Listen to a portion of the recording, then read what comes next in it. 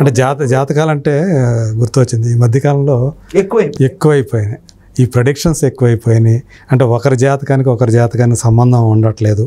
జ్యోతిష్యానికి రాజకీయ నాయకుల గురించి చెప్పటము, ఎన్నికల్లో పలానా వాడు గెలుస్తారు అని చెప్పటము, ఇంకో పేరు చెప్పటము, తర్వాత అది ఎవరైతే ఏదో ఒకటి అంటే నేనైనా చెప్పగలను, నాకు జాతకాలు తెలియకపోయినా జ్యోతిష్యం తెలియకపోయినా నేను కూడా ఏదైనా ప్రెడిక్షన్ చేయగలిగితే అది జరిగితే నాకు తెలిసిన అనుకోవటం ఎంత మూర్ఖమో. ఇప్పుడు జ్యోతిష్యులు కొంతమంది చెప్పే జరగట్లా. ఇలా ఎందుకు జరుగుతుంది? ఎందుకు వీళ్ళంతా కూడా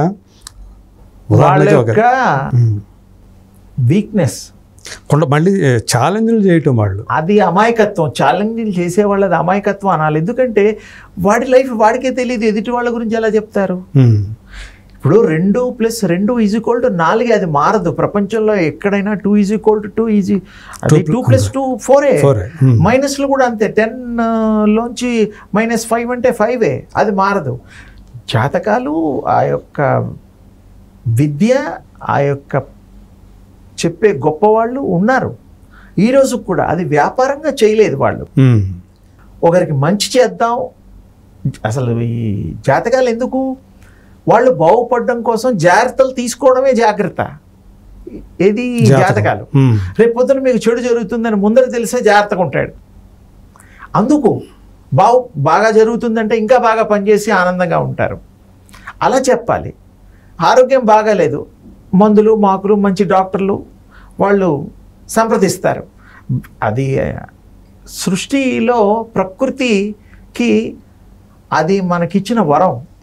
అంటే వీళ్ళు పేరు కోసమో ఎవరి ప్రాపకం కోసమో చేస్తారు. చేయటం అనేది ఎక్కువగా కనిపిస్తూ ఉంది. అది ఆఖరి ముఖ్యమంత్రులను కూడా ఆకర్షించుకోవటం. వాళ్ళు కూడా ఏదో ఎవరిని నమ్మాలి కదా, వీళ్ళని నమ్ముతారు.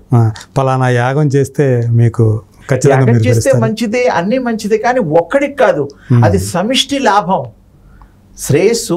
మొత్తం ప్రపంచంలో అందరికీ బాగుండడం కోసం చేసే యాగాలు, ఏ ఒక్కరి కోసం చేసేది ఇప్పుడు కాదు. ఒకప్పుడు ఉండేవి. పిల్లలు లేనప్పుడు యాగాలు క్రతువులు చేసేవాళ్ళు మహారాజులు. ఆ టైంలో ఋషులు కూడా చేసేవారు. ఇప్పుడు ఏంటంటే నా పోస్ట్ ఉండడం కోసం, ఇంకోరు వాడి కంటే నా వ్యాపారం గొప్పగా రావడం కోసం యంత్రాలు అవి ఇవి ఏవో పెడుతూ ఉంటారు. అవి ఉన్నాయి, లేవని చెప్పడం లేదు. అది చెప్పే వాళ్ళ మీద ఆధారపడి ఉంటుంది. వాళ్ళు ఎదుటి వాళ్ళ మంచి కోరి చెబితే సంతోషం.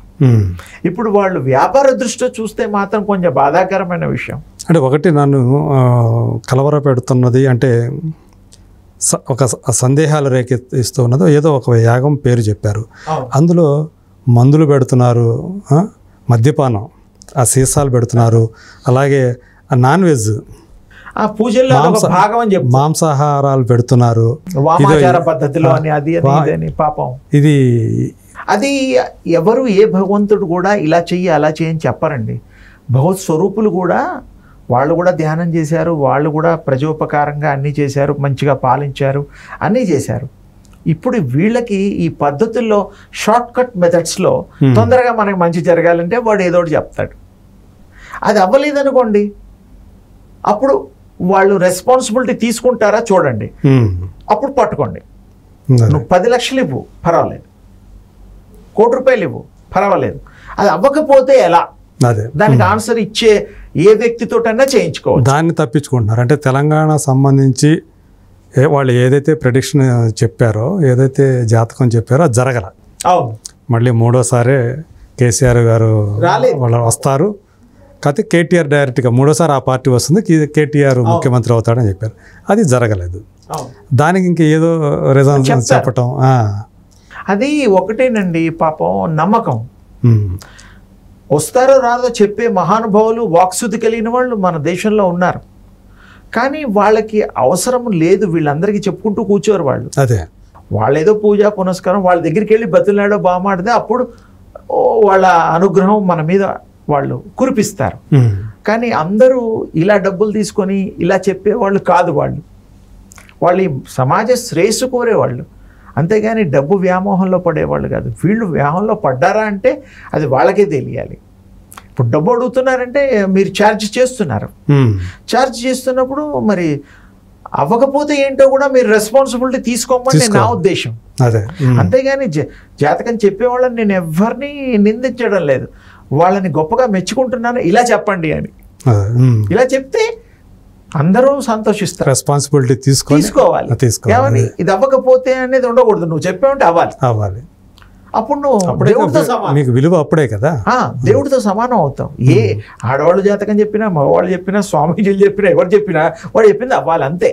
అయినప్పుడు ఏమవుతుంది, ఆ యొక్క భగవత్ స్వరూపులుగా అయిపోతారు. వాళ్ళని మేము పూజిస్తాం, పాదాభివందనం చేస్తాం, వాళ్ళని మెచ్చుకుంటాం, వాళ్ళని ఆరాధిస్తాం. ఎందుకంటే అయ్యాయి కదా మరి. అవును, అవ్వకపోతే మాత్రం ఏం చేయాలో వాళ్ళు నిర్ణయించుకోవాలి.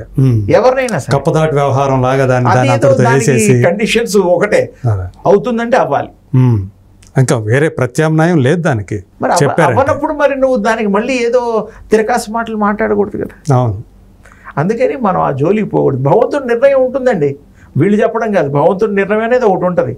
జాతకరీత్యా వీళ్ళకి మంచి జరుగుతుంది, చెడు జరుగుతుందని కొంతవరకే చెప్పగలుగుతారు. అలాగైతే జాతకాలు నమ్మేవాళ్ళు చాలామంది ఉన్నారు, చాలామంది నమ్మని వాళ్ళు కూడా ఎక్కువ ఉన్నారు. కొన్ని క్యాస్ట్ల వాళ్ళు ఉన్నారు, ముస్లిమ్స్ ఉన్నారు, కొంతమంది నమ్ముతారు, కొంతమంది నమ్మరు. అమెరికాలో ఇంగ్లీష్ వాళ్ళు ఉన్నారు, వాళ్ళు నమ్ముతారో నమ్మరు. జర్మన్స్ ప్రపంచవ్యాప్తంగా ఈ యొక్క అస్ట్రాలజీ, న్యూమరాలజీ, వాస్తు ఇవన్నీ ఉన్నాయి, కానీ ఎక్కువ మంది వాడడం లేదు. అంటే నమ్మకం తక్కువ. దేవుడు దైవం అనేది మాత్రం ప్రపంచవ్యాప్తంగా నమ్ముతారు, తప్పదు. భగవంతుడు లేనిది మనం లేవని తెలుసు. ఏ పేరు పెట్టినా ఇప్పుడు దశావతారాలను రాముడు, కృష్ణుడు, అమ్మవారు, ఇదైనా సాయిబాబా అయినా, అయ్యప్ప అయినా మనం నమ్ముతున్నాం, పూజలు చేస్తున్నాం, నమ్మకం అది. అంటే చీమైనా శివుడాజ్ఞ లేకపోతే కదలదు అంటారు కదా. అలాంటప్పుడు ఇలాంటి ఘోరాలు, నేరాలని ఎందుకు జరుగుతున్నాయి? ఇది మానవుడి యొక్క ప్రవర్తనే, వాడి స్వార్థం చేతే ఇవి చేస్తున్నాయి. శిశువులు నేను చూసాం, మనం ఒక హాస్పిటల్లో, ఢిల్లీలోని ఒక ఆసుపత్రిలో బేబీ కేర్లో 7 మంది పసిపిల్లలు అగ్ని ప్రమాదంలో చనిపోయారు అని చెప్పేసి. ఇలాంటి ఘటన జరిగినప్పుడు కొంతమందికి దేవుడి మీదే సందేహం కలుగుతుంది. ఇంత చిన్న, అంటే వాడు ఏమన్నా ఎవరైనా సరే ఈ జన్మలో చేసిన మన కర్మలు ఏవైతే ఉంటాయో అవే మనం వెంటాడుతాయి అని కర్మ సిద్ధాంతం ఏదైతే ఉందో అది చెప్తారు కదా. మరి అతను చేసే పాపాలకి అతను శిక్ష అనుభవించక తప్పదు అని చెప్తాం. కానీ అసలు ప్రపంచమే ఇంకా బయటికి చూడనటువంటి పసికందులు ఇలాంటి ప్రమాదాల్లో చనిపోవటం, దాన్ని ఎలా చూడాలి? ఒకటేనండి, ఇక్కడ మీరు భగవంతుడు అనే విషయం అలా పక్కన పెట్టినా, మనకి జన్మ వచ్చిన తర్వాత జ్ఞానం అనేటువంటి గొప్ప ఆయుధం ఈ మానవుడికి ఉంది. విచక్షణ జ్ఞానము, సమయస్ఫూర్తి, సంకల్పము, ఇవన్నీ చాలా మనమే తీసుకుంటాం. దీంట్లో భగవంతుడికి సంబంధం లేదు. భగవంతుడు మీకు జన్మించాడు, పూర్వజన్మ అవన్నీ వేరు. మనకు ఎదుర్కొండా అన్యాయం జరుగుతుంది, కళ్ళకు కనపడుతుందిగా. ఒక చోట మనం ఒక విశేషంగా మనం సడన్గా థాట్తో ప్రాణాలు కాపాడబడతాయి. అది మన ఆలోచన విధానం, అప్పుడు ఆలోచన అయింది. అలాగే విజ్ఞత, విజ్ఞానము ఇవన్నీ కూడా మనం చేసుకోవాలి. అప్పుడు వాడు మంచి చెడుల విచక్షణ వాడికి వస్తుంది. భగవంతుడి కృప ఉండొచ్చు, కాదండం లేదు. ఈ మానవుడు ఉన్న జ్ఞానంతో చేసే పనులు మీద ఉండే దృష్టి చాలా గొప్పది. ఓకే, ఇతరులకి ఇబ్బంది పెట్టేటువంటిది జ్ఞానం ఎందుకు పనికి వస్తుంది? శ్రేష్ఠకోరండి. అందుకని ఇందాక కూడా చెప్పాను, లోకా సమస్త సుఖినో భవంతు, అందరూ బాగుండాలి, అందులో మనం ఉండాలి. ఏ దేవుడి పేరు చెప్పినా, ఏ విషయాలు మాట్లాడినా మనం చివరిగా అన్యాయం జరగకూడదు, ఎవరు ఇబ్బంది పడకూడదు, అందరూ ఆనందంగా ఉందాం అనేటువంటి ఒక నిర్ణయం అందరూ తీసుకున్న నాడు, అందరూ మంచి కోరే నిర్ణయం తీసుకున్న నాడు ఈ ప్రపంచం మహా ఆనంద సాగరంలో తేలి ఆడుతుంది, అందులో సందేహం లేదు. కానీ మనం జ్ఞానాన్ని మనం ఎప్పుడు, అది చాలా గొప్పది, భగవంతుడు ఇచ్చినటువంటి గిఫ్ట్, అది మనం ఉపయోగించడం లేదు. ఎంతసేపు వాడిని అడిగి వీడిని అడిగి జాతకాలు నమ్ముకొని మన శ్రమని మనం నమ్ముకుందాం. మరి కృషితో నాస్తి దుర్భిక్షం, అంతే. మరి ఉచితంగా వచ్చే వాటిని ఏం చేద్దాం? ఉచితంగా అంటే ఇప్పుడు దానాలు ధర్మాలు చేస్తారండి పాలకులే, ఉచితంగా అంటే వాళ్ళ స్వార్థం ఉంది అందులో. ఒక పని పాటలు చేసుకోలేని పరిస్థితుల్లో పెంచుతున్నారు ఉన్న వాళ్ళకి ఇవ్వటం ఓకే, కానీ అలా కాకపోయినా కూడా అనేక మందికి ఉచితంగా ఇస్తున్నారు, ఏదో ఒక వంకతోటి, ఏదో ఒక వంక. అంటే ఏం లేదండి, మా పార్టీ వాళ్ళు మీకు ఇవి ఇచ్చారు, మేము మీకు మంచి చేసాం, అందుకని ఓట్లు. అది రాజకీయం. ఒక మనిషి ఇప్పుడు మీకు ఏదన్నా ఇస్తేనే వాడు మీ మాట వింటాడు, ఊరికే విండు కదా. అంటే ఇలాంటి సేవ లేదు ఇక్కడ.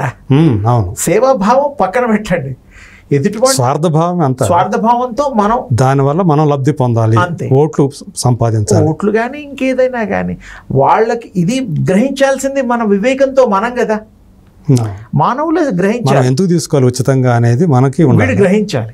గ్రహించిన నాడు తప్పకుండా మరి వాడు సరైన నిర్ణయం తీసుకుంటాడు, సరైన ఓటు యొక్క విలువ అర్థం అవుతుంది. నిజానికి ఉచితంగా ఇచ్చేది ఏదైతే ఉందో అవి కూడా అప్పులు చేసే వాళ్ళ జేబులోంచి తీసి ఎవరో, అవును, అది కూడా జనం మీద పడేది. ఆ భారం అంతా కూడా అల్టిమేట్గా ప్రజల మీద పడే భారమే అదంతా కూడా. ఏదో ఒక రూపంలో, పన్నుల రూపంలో, ఇంకొక ఏదైనా కూడా రూపంలో మనకే అది తిరిగి అవును మనం చెల్లించాల్సి వస్తుంది.